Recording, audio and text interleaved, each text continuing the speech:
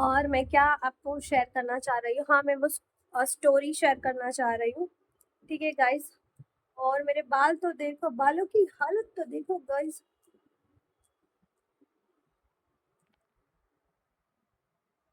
थोड़ा सा अच्छे से कर दूँ मैं ऐसे अच्छे है मेरे बाल। I like my hair. Okay guys, मुझे अपने बाल बहुत पसंद है ना।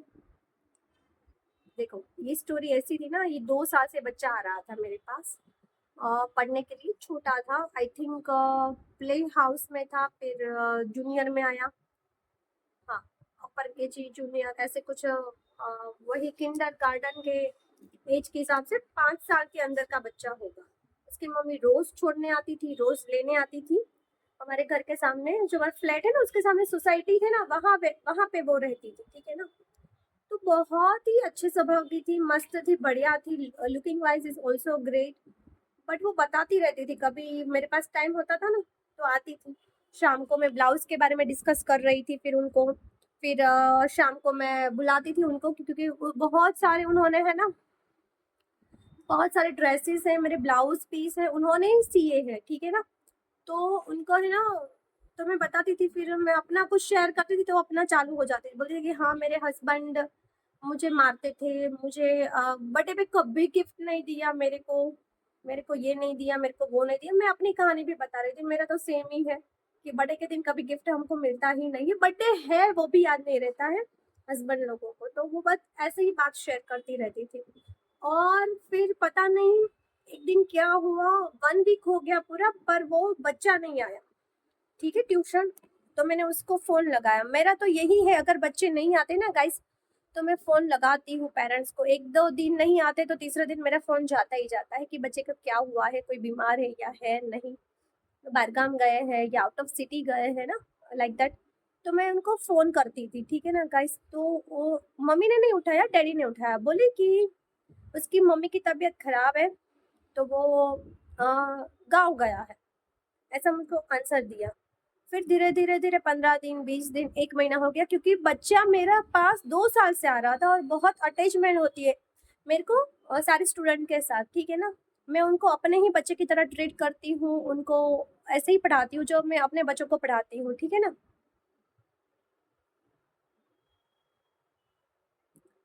बस तो फिर उनके नेबर से पता चला, क्योंकि उनके नेबर का भी बच्चा हमारे पास आता था, तो उनको नेबर ने बोला कि वो तो चली गई। मैंने बोला कहाँ चली गई, कोई किसी और के साथ वो भाग गई। वो छोटा बच्चा के छोड़ के, उसको डैडी को छोड़ के भाग गई। देखो मैं एक माँ हो के अपने बच्चों को छोड़ के चली गई, वो अच्छी बात नहीं है। लेकिन जो वो बताती थी ना, मैं भी शेयर करती थी उनके साथ, वो भी बताती थी ना, तो उस हिसाब से लग रहा था कि भाई, कि हाँ यही है।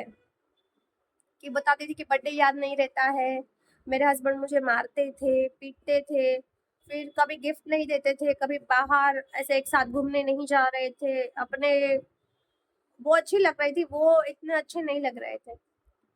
तो देखो, मैं तो एक चीज बोलती हूँ कि अगर आप किसी के साथ रिलेशनशिप में हो, आप किसी के साथ रिश्ता निभा रहे हो, आप अपने किसी के साथ शादी की है, तो आप, मेरा मानना ये है कि आप उसको धोखे में मत रखिए प्लीज। अगर आपको नहीं रहना है तो क्लियर ही बोल दीजिए ना कि भाई मैं तेरे से ये प्रॉब्लम है, मुझे आपके साथ नहीं रहना है। अगर आप सुधर रहे हो, ठीक है, अगर आप सुधर रहे हो, ये चीज पे फॉलो कर रहे हो, तो आप हमारे साथ रह सकते हो, मैं आपके साथ रहना चाहती हूँ, क्लियर ही बात कर लीजिए आपस में।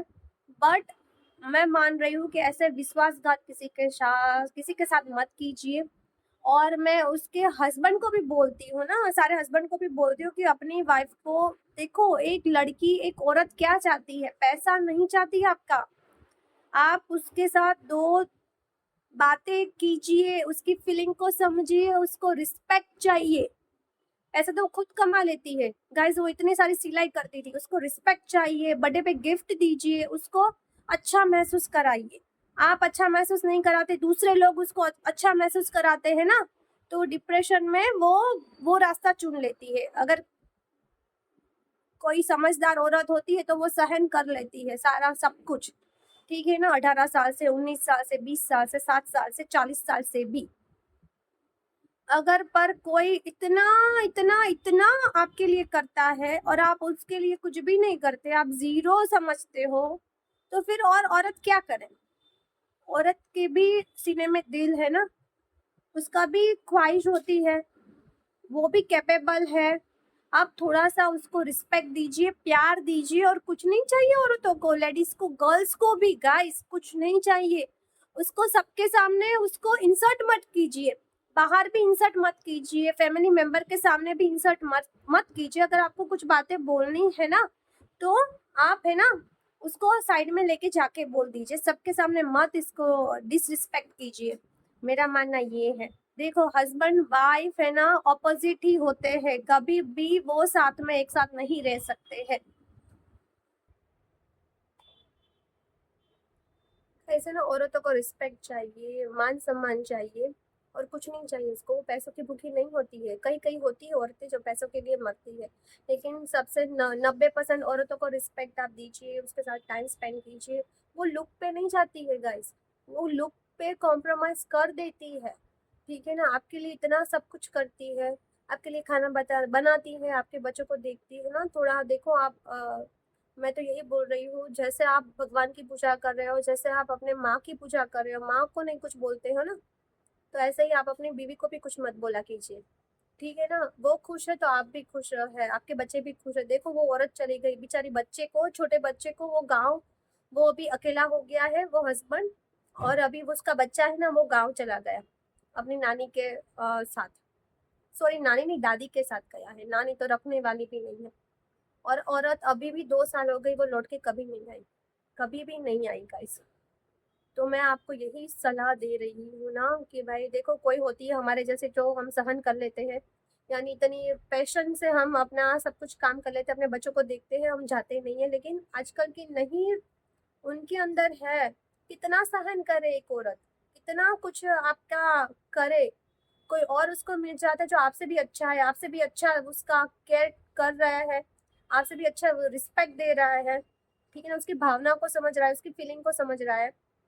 तो प्लीज प्लीज प्लीज, आजकल कितने मैंने केसेस देखे हैं कि पति ने पति को मारा नहीं है, लेकिन पत्नी ने पति को मार दिया है। गाइस, वो पेशेंस खत्म हो गए हैं आजकल, नहीं नहीं बचे हैं पेशेंस, ठीक है ना, औरतों में।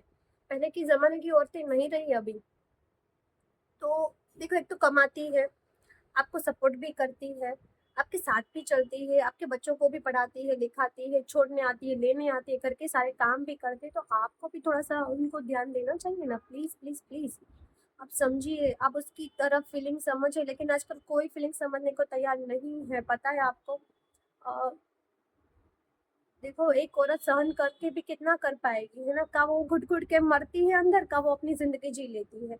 फिर बच्चे का नुकसान होता है। हस्बैंड तो चलो दूसरी शादी भी कर लेगा, लेकिन बच्चे का क्या? बच्चे का ना ही पापा ध्यान रखते हैं, ना ही वो मम्मी ध्यान रखने वाली है। तो ये सब में बच्चे पीस जाते हैं, ठीक है ना। तो अगर ये आपको थोड़ी सी भी, देखो वीडियोस में थोड़ी सी भी बात समझ आती है ना, देखो मैं भी बोलती हूँ कि भाई ये कर लो वो कर लो, लेकिन नहीं होता है गाइस। जब भी कोई किस्सा हो जाता है आपके साथ, आपके हस्बैंड आपको अनबन हो जाती है, झगड़ा हो जाता है, तो ये सब बातें है ना, वो सिर्फ फोन पे ही अच्छी लगती है, रियल लाइफ में नहीं अच्छी लगती है। रियल लाइफ में कुछ और ही चल रहा होता है दिमाग में, ठीक है ना, क्योंकि हम भी इस सिचुएशन में गुजर चुके हैं। मेरे को तो 18 साल हो गए शादी के, 18 ईयर्स हो गए मेरी शादी को, 19 अभी आने वाला है, तो 19 साल हो गए मेरे को शादी करके, ठीक है ना। तो हमारे में भी ऐसा है, जो मैं जो सोच रही हूँ उसका ऑपोजिट वो सोच रहा है, क्योंकि I am educated person, okay ना। वो एजुकेटेड नहीं है, ठीक है ना, वो 9th फेल लड़का है। और ऐसे माहौल में आता है ना कि जहाँ पे मर्द पैसे कमाता है और औरत घर का ध्यान रखती है, उसको औरतों को मार पीट करते हैं, औरतों को डिसरिस्पेक्ट से बुलाते हैं, ऐसे घर से वो बिलोंग करता है, क्योंकि उसके मम्मी पापा में भी ऐसा ही है, उनके एनवायरनमेंट भी ऐसा ही था गाइस, इसीलिए है ना, इसीलिए। तो आप शादी करें, देखो, love marriage, arrange marriage, what ever, ठीक है ना, कुछ भी करें, लेकिन वो मेंटालिटी है होती है ना गाइस, वो मेंटालिटी रहती है। 100 में से सिर्फ मैं सोच रही हूँ 5% शादी टिकती है, अच्छी चलती है। वो हस्बैंड कॉम्प्रोमाइज करता है, वाइफ कॉम्प्रोमाइज करती है, लेकिन वो सब टीवी में ही होती है। रियल लाइफ में ऐसा कुछ नहीं होता है। ऐसा करने के लिए आपको है ना थोड़ा कॉम्प्रोमाइज करना पड़ेगा, थोड़ा समझना पड़ेगा, सोचना पड़ेगा आपको। और आपको बोलते हैं उसको, सहन शक्ति होनी चाहिए आपके अंदर, ठीक है ना, फिर ही आप ये सारी चीजें कर पाओगे। देखो, हमको तो है ना डिप्रेस जाने में भी, डिप्रेशन में जाने के लिए भी टाइम नहीं मिलता है हम लोगों को, क्योंकि दो दो बच्चे हैं। एक 12 में है, एक 8 में है। उसका खाना पीना, स्कूल। मैं मॉर्निंग में उठती हूँ, आपको पता है मैं वीडियो मॉर्निंग का नहीं डालती हूँ कभी भी, उनका ब्रेकफास्ट का। क्यों पता है आपको? क्योंकि मैं उठती हूँ, उनका लंच प्रिपरेशन करती हूँ। लंच में 3-4 डब्बे होते हैं। मैं ऐसा सोचती हूँ कि मेरे बच्चे को ये पसंद नहीं आए तो वो खा लेंगे, वो पसंद नहीं आए तो ये खा लेंगे। मैं ऐसी माँ हूँ, ठीक है ना। फिर उसका ब्रेकफास्ट करके, फिर अपनी चाय वाय की करके, फिर खाना बनाना है। हर चीज़ का ध्यान रखना है मेरे को। फिर क्लीनिंग करनी है, फिर झाड़ू पोछा करना है। बर्तन वाली तो एक टाइम मैंने हेल्पर रखी है गाइस, क्योंकि चाहिए। जब हम बीमार होते हैं ना, तब हमारी कोई मदद करने नहीं आता है, नहीं हस्बैंड आते हैं, नहीं बच्चे आते हैं। हाँ, खाना बना दे देते हैं बाहर से मंगा के, बाकी कोई हेल्प नहीं करता है। आपको अपनी हेल्प खुद ही करनी पड़ती है, ठीक है ना। और मैं बहुत दिनों से बीमार बीमार यानी देखो, मुझे अच्छा फील नहीं हो रहा था, क्योंकि देखो एक हम नहीं चलते हैं ना, हमारे साथ कितने सारे जन चलते हैं। हमारी बहन, हमारा भाई, हमारा सब कुछ चलता है। हमारा सब कुछ हमारे साथ चलता है, ठीक है ना। तो इसीलिए हम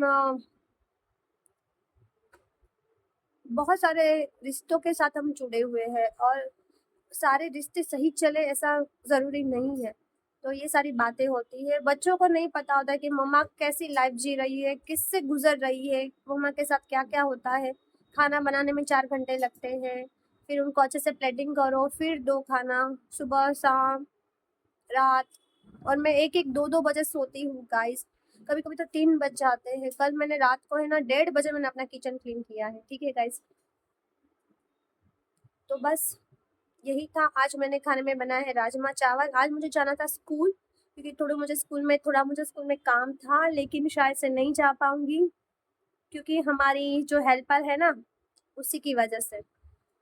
तो ठीक है, फिर आपसे मिलती हूँ। राजमा चावल आज मैंने बनाया है, और थोड़े से थेपले बनाऊंगी, क्योंकि हम लोग तो ज़्यादा कुछ खाते भी नहीं है, क्योंकि चाय के साथ थोड़ी भाकरी थेपले स्नैकिंग की तरह हम लोग ले लेते हैं, ठीक है गाइस।